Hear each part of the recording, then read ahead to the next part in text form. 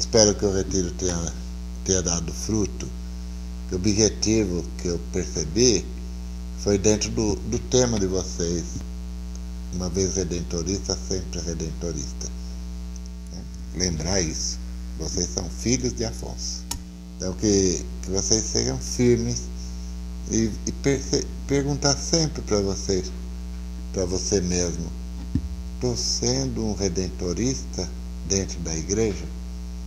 Estou agindo como um redentorista dentro da igreja? Levando o valor da redenção para as pessoas? Que as pessoas falam redenção, redimido, não sei o quê, mas não vê o grande valor disso aí, né?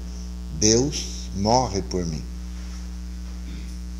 e Deus ressuscita por mim.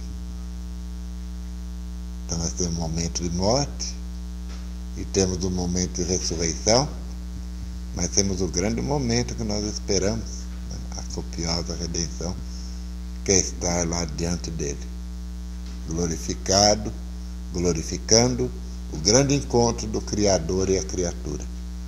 Isso Afonso mostrou para nós de uma forma clara, precisa, né?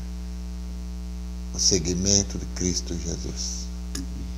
Em Afonso é muito claro, é muito forte. Então nós não podemos perder Afonso de vida. Nunca. Sempre terá Santo Afonso.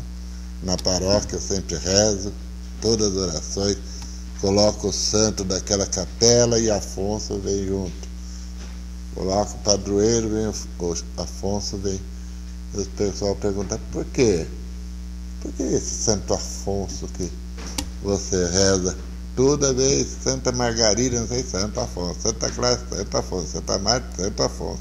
São Pedro, Santo Afonso. Por que Santo Afonso ele traz sempre? Eu falo muito, porque eu sou filho dele, né? Lembrar isso. Vocês são filhos de Afonso e devem levar isso aí para frente, para que todos participem da copiosa redenção. E viva Santo Afonso!